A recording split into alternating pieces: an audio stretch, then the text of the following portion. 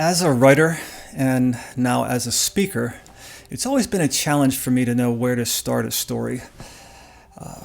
A lot of times the place to start a story is not at the beginning because nobody really cares about it. It really is when things get interesting.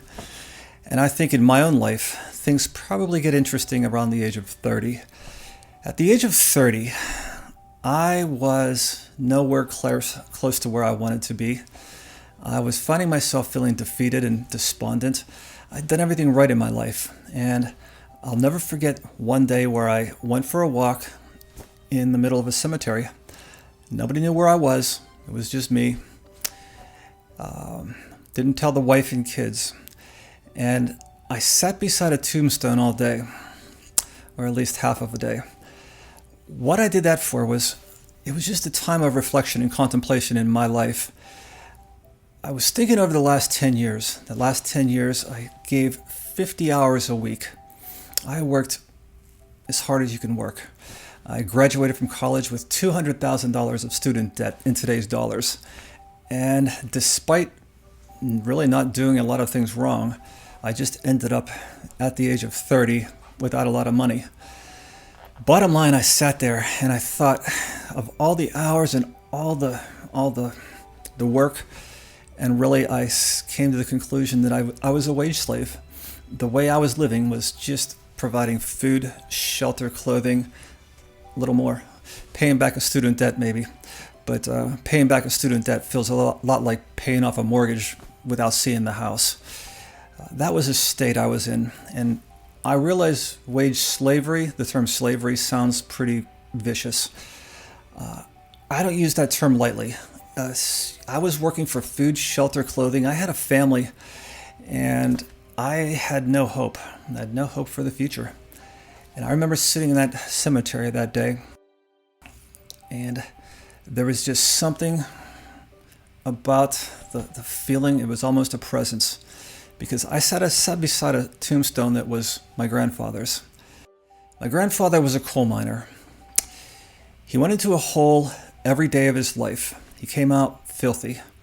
10 hours a day, 40 years of his life. That was true wage slavery. He did that until he died. He died of black lung disease. He left his family in poverty. My father and my mother, they started out not with a trailer, but with a half a trailer. A trailer was too good for them. And so that was the feeling I was feeling. I was thinking about his life. And the sad thing about his life was that at the age of 20, he passed up a Major League Baseball offer, a contract. He could have done that.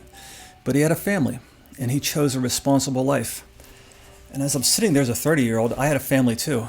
And I just vowed that I would also choose the responsible life. I would provide and protect for my family. But there's just no way. There's no way I could lose this game of finance. I needed to win, or a part of me would die. And maybe a part of him died too. The fact is, I'll never know, because he died before I was ever born. But nonetheless, I always just felt a camaraderie with this guy because of his baseball, and I was a sports guy. And as I sat there that day, I just made a vow that I would get ahead financially. I would win financially. I would break the family pattern, and my life would be different. So I set a goal for $20,000 a month in residual income. I was flat dead broke when I made that goal.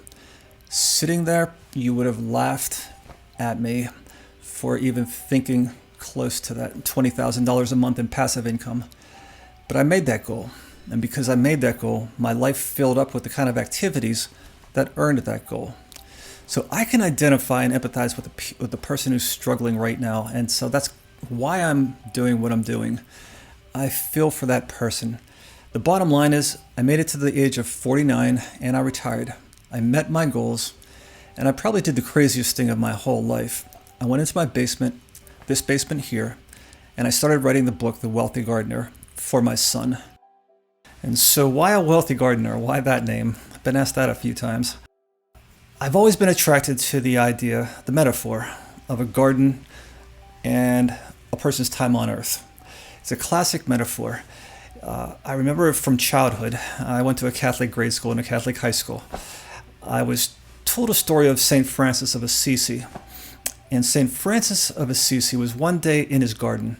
He was hoeing it when a couple walked by the road. And they stopped and they asked the future saint, if this was the last day of your life, what would you do with your time? And St. Francis said, I would continue hoeing my garden.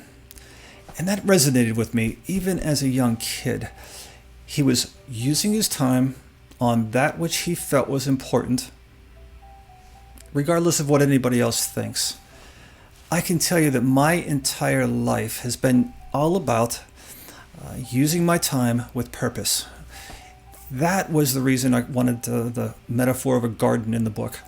Wealthy gardener, wealth is always associated with value. And so to me, it was about a person using their time with value.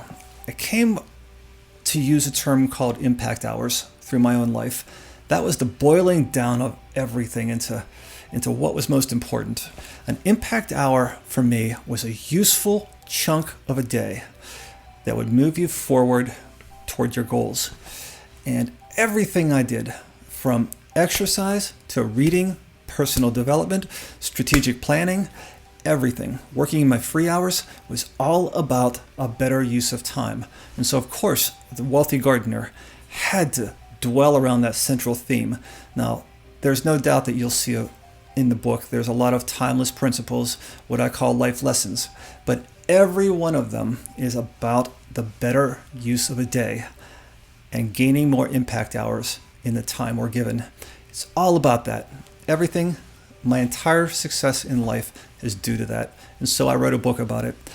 I wrote a book about it for my kids. That book went on to sell 50,000 in its first year. It became an Amazon bestseller. It was bought by 3 different foreign distributors, publishers. But what was really important for me was it was just a book between me and my son for 3 years. It was just us going back, debating topics, back and forth. And in that way, I passed on everything I knew to the next generation. So at the age of 20, he knew what I knew at the age of 50.